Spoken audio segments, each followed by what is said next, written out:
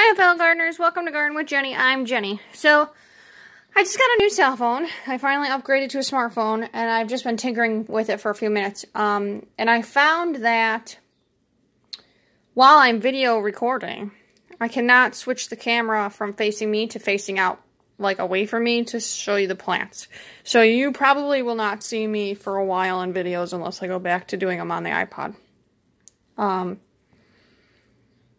Anyways, you'll notice here that I have this cute little bunny planter. I got him on sale from work for $1 because Easter's over. Oh, happy Easter if you celebrate. So after Easter, corporate discounted all of their Easter plants. So I got that guy for $1. Isn't that cute? It's got some ivy in it, and then there's a yellow kalanchoe in there too. Super cute. It's a nice addition to my plant stand. Before I get too far into it, I'm just showing you this because, you know, you can't see me. Another fellow YouTuber had put out there an idea of when you go to buy fruit trees from a big box store to pay attention to whether they're leafed out or not, and not to buy leafed out trees. What could be confusing or misconstrued information would be that you need to pay attention to your own trees in your neighborhood, because where he is in the United States, his trees aren't leafed out yet, but as you can see here in Pennsylvania, I have quite a bit of leafed foliage going on in all our landscape plants in the yard. So like for me, I could go out and buy a leafed out fruit tree and plant it because you know, everything else here is hardened off for the most part and leafed out, and there won't be too much more really, really cold temperatures. So I just wanted to put that out there, that it's not necessarily the case that it's too cold everywhere right now to buy fruit trees at a big box store like Walmart or Home Depot or Lowe's where I work. You can, it's just pay attention to what your own plants in the landscape are doing. Just wanted to put that out there. Okay. Ooh, look at the peonies. Look at those huge buds. Like, this is so strange for me because back home in Buffalo, it's so different. Like, in Buffalo, the forsythia is still completely in bloom and maybe has a little bit of foliage peeking out. But if you look, this big shrub here is not a peony, is a forsythia. And you can see there's a little bit of yellow flowers remaining, but the majority of the leaves have all poked out already. And there's very minuscule flowers on it now. It just goes to show what a 6-hour difference in drive, because my parents are 6 hours away. Just what 6 hours in distance, you know, driving can do for plant temperatures and how quickly things will leaf out and germinate and all that stuff. That over there, that ground cover that's mixed in with some of the weeds, that's all lily of the valley over there, and that's all in flower already. There's I think that's a white daffodil in there, like a double daffodil. The birds are flying around in the yard, which is such a pleasant sight to see. I would take you out, but I have Anakin right now, and if I go outside, he's going to start freaking out. The hostas are up. That huge hosta, there's more hostas behind our trash can here. All along this area down in here, there's tons of hostas. Actually, the top to our bird bath flipped over or fell off of the bird bath base over the winter, and actually the hostas have like grown up around the base and kind of did this sort of thing. So they're like, plants are so cool. Just like what Jeff Goldblum says in Jurassic Park, life finds a way. It just does. It just totally does. Plants always find a way. Life finds a way. It figures out its own problems and just works through it. There's a nice variegated hosta right in this area here too. It's really pretty. Anyways, on to the rest of my video. I love this bunny. So I got another one I want to show you, but $1.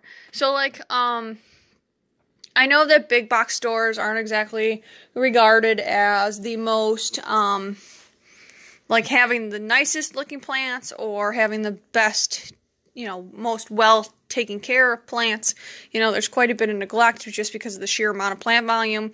It's 100% correct. There's so much plant volume that goes into big box stores, and it's so difficult. I'm learning to keep up with everything.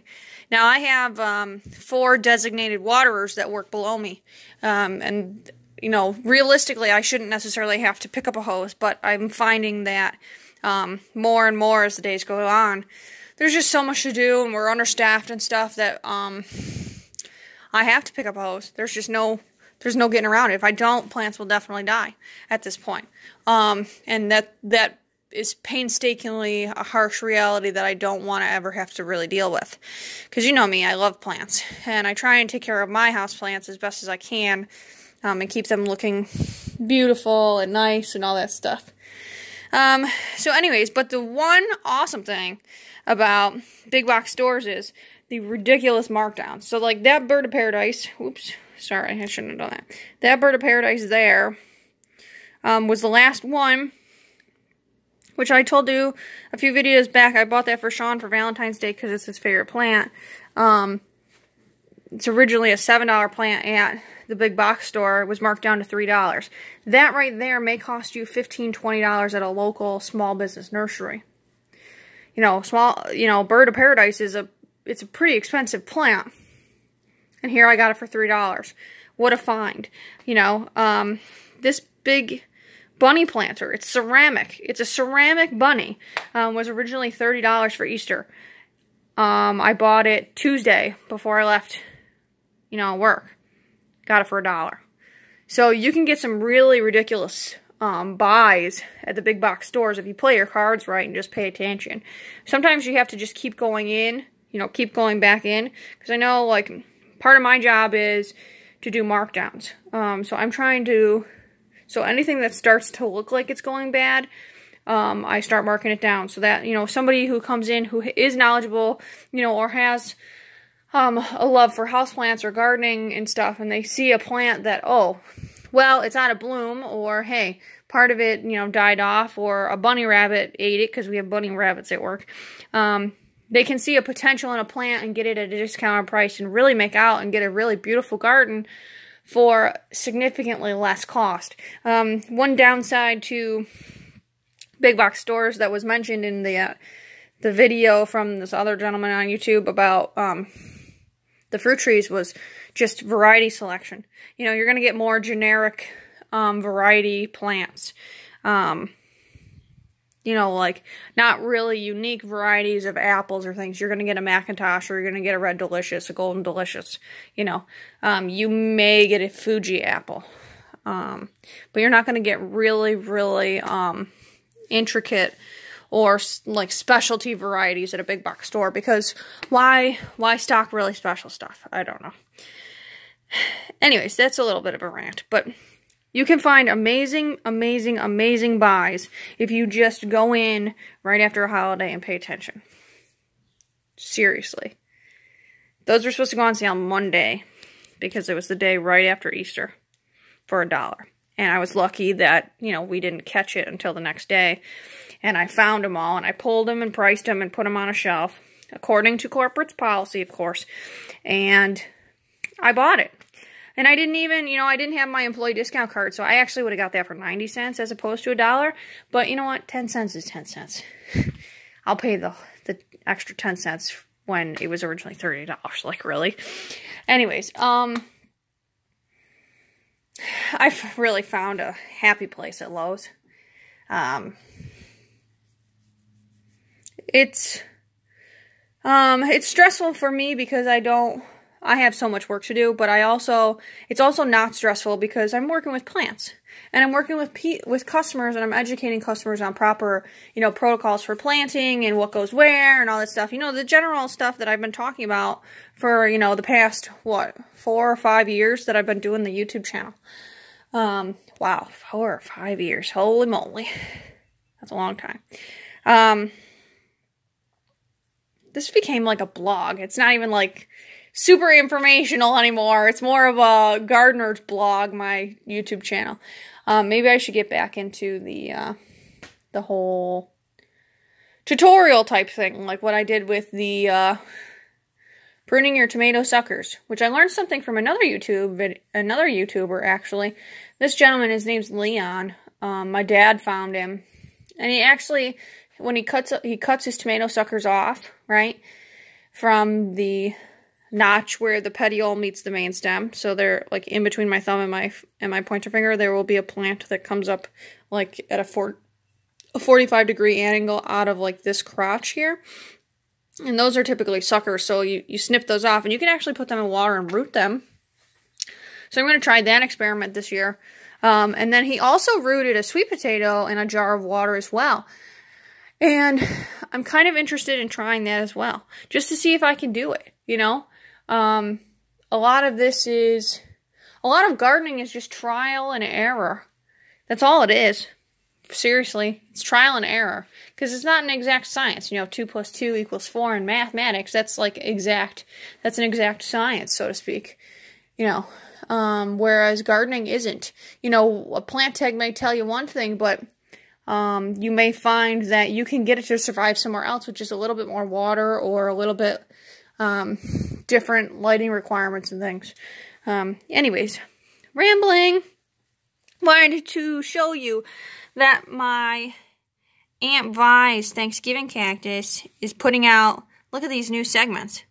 So at some point, you know, like this break here, I should have really took this off here, these segments up here, and tried rooting those. But now that we're getting a whole bunch of new segments you can see here's the new growth there.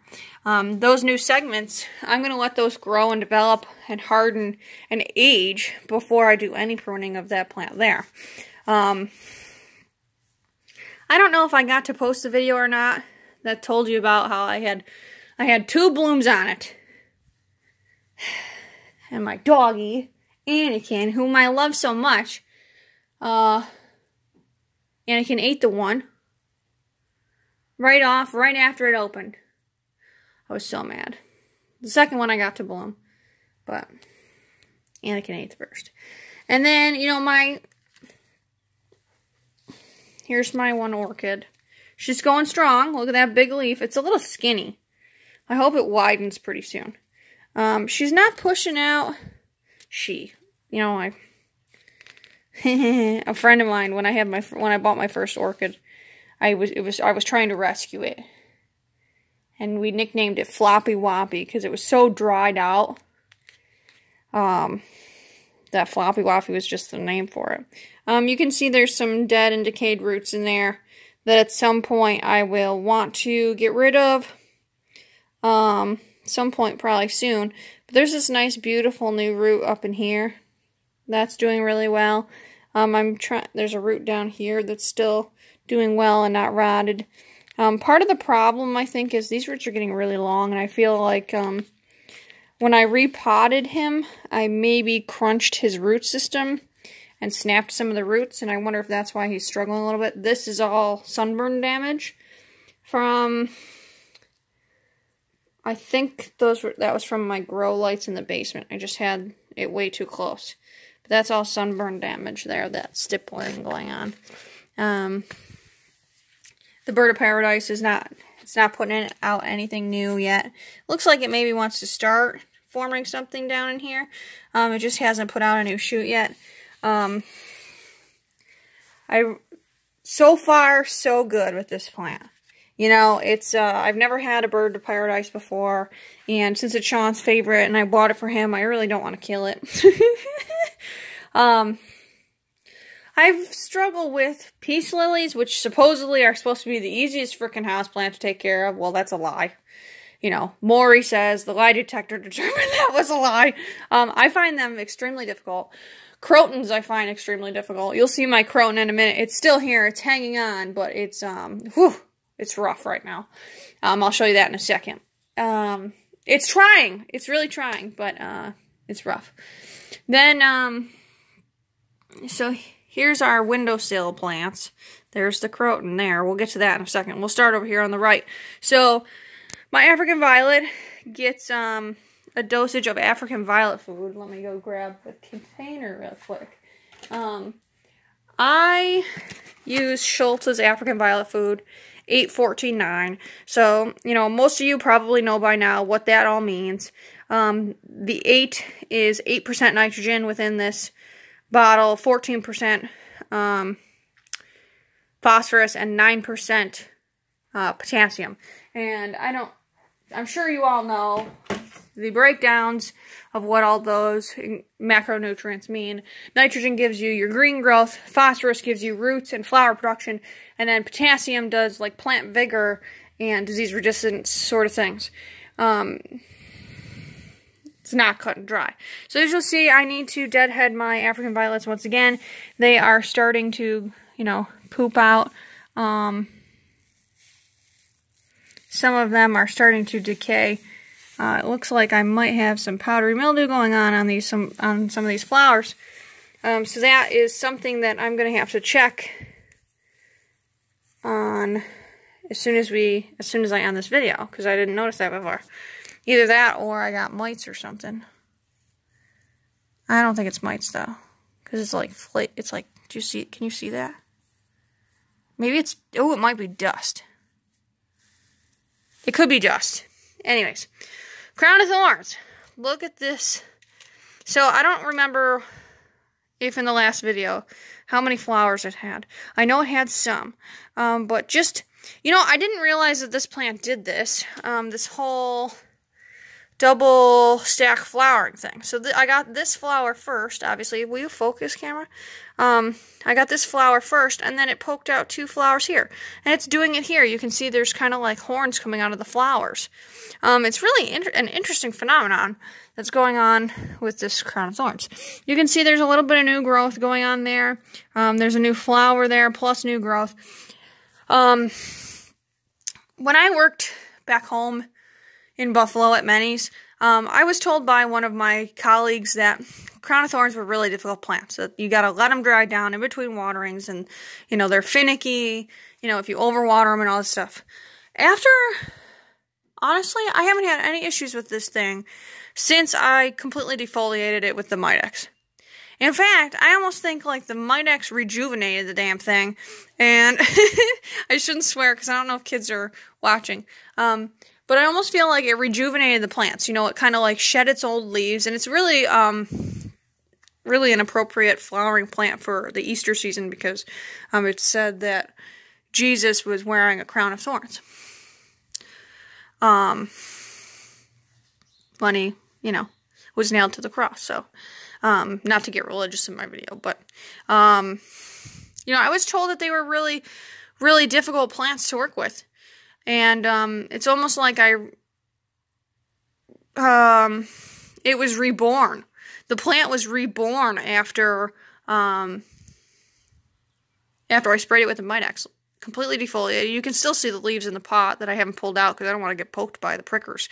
But it's just doing great. I don't ever want to have to repot it. Obviously, at some point, I'm going to have to. But I'm afraid because it's got prickers on it. I don't want to get poked. But this has actually definitely grown to be probably one of my favorite plants of all time.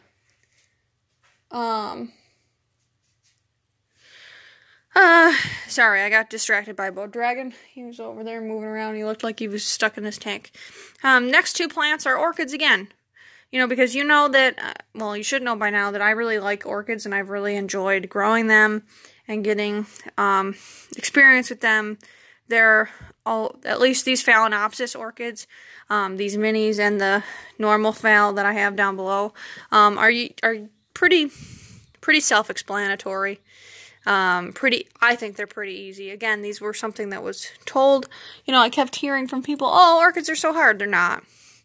They're really not. I'm still waiting for that nub down there. You see it?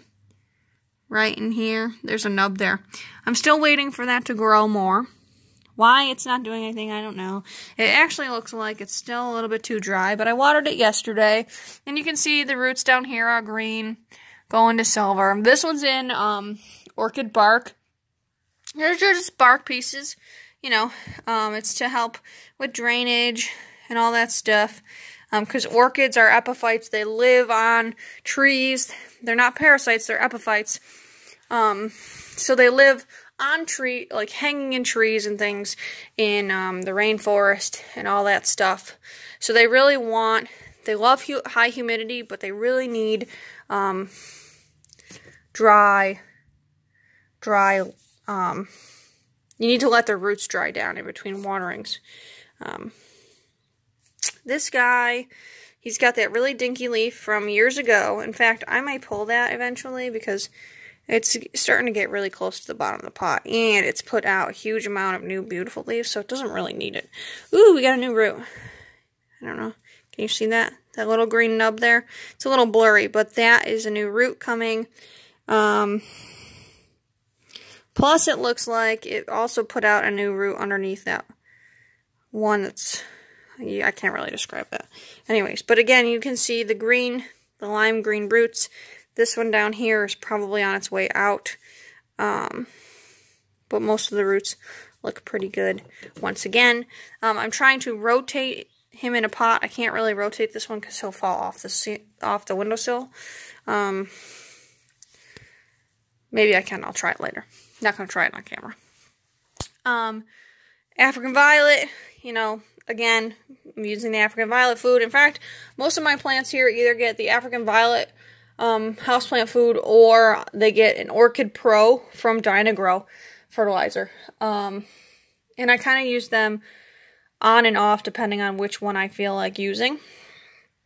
In fact, I watered some plants with fertilizer yesterday. I used the African violet mix fertilizer yesterday. You can see I need to deadhead a little bit here, right in this area. There's some new flowers growing in there. So, he's doing really well. I like his leaf color a little bit better than his over there. But, moving on. Here's my croton. I have all these other nice looking plants, and then here's the croton. It's trying. You see the new growth at the top there? It kind of looks like a claw, like me. It's trying, and if you look at the stem, well, you can't really tell with the lighting the way it is. It's putting out side stems now. So it's trying to produce lateral shoots. I moved it away from the window because I thought maybe this whole going on was like leaf burn, but it's definitely not leaf burn. Because it got progressively worse as I moved it away from the window. Now this looks like it's dry, but it's clearly not dry. There's some wetness going on in here. I'm trying to get it to dry down now again. It's a hard plant for me. It's a really hard plant for me. My other orchid, he looks like he needs some water. You see his roots are mostly silver. Those ones there are green though, so I'm gonna wait until those turn silver. You can see the beautiful root tips, and there's a brand new root on this one, and actually two brand new roots because there's one in the front too. And it even looks like it's going to put one out right above that leaf. You can't see it because my camera won't focus. But anyways, moving on. Now, you tell me how this one is. I've had this one for about a month now. Still alive. Still looks good.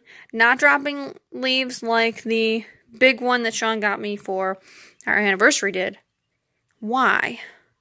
Well, I think it's because I can actually see the color of the soil.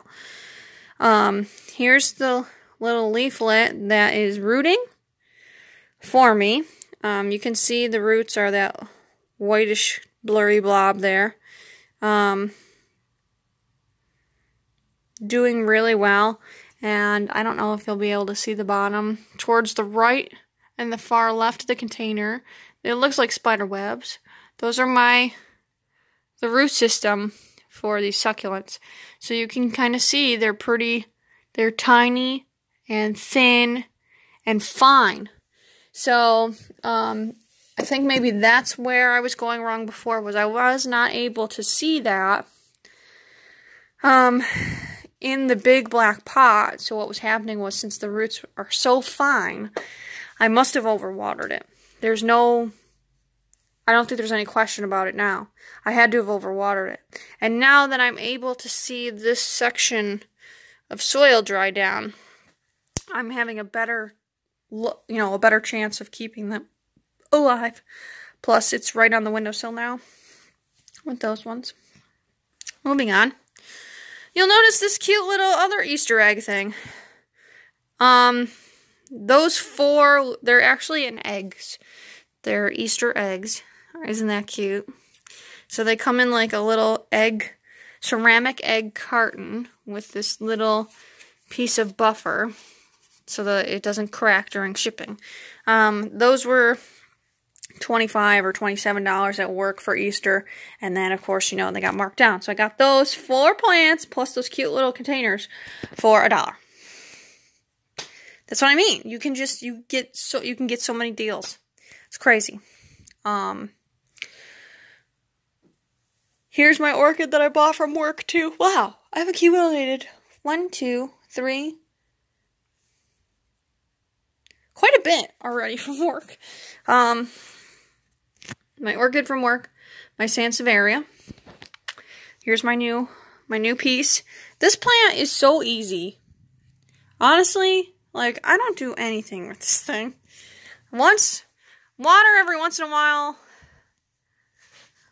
When the soil looks dry, water with fertilizer every once in a while when the soil is dry, and there it is. Anthurium is trying to make a recovery.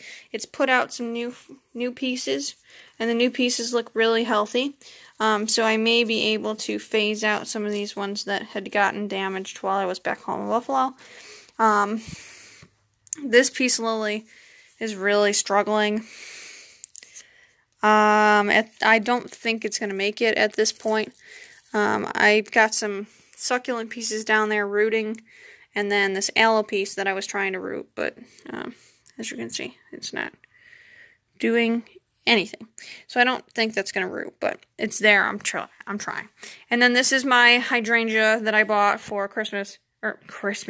Where did I get Christmas from? From Easter. I bought it for Easter. It came in this cute little pot. I had to buy it because I really loved the pot. Obviously, it's going out of bloom now. So I will deadhead this probably after I get off of the video. And, yeah, just clean it up a little bit. So, that's pretty much it for my video at this point. I want to put out a new one, another video really soon with this camera. I just need to do a little bit of trial and error to see if I can get the actual camera to flip around. Because at this point, I can't get it to turn around from the direction it's already facing.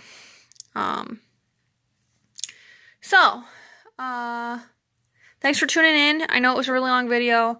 But I appreciate it that if you guys did stick to the end to see everything and just to listen to me ramble. Until next time, you know the drill. Stay green, folks.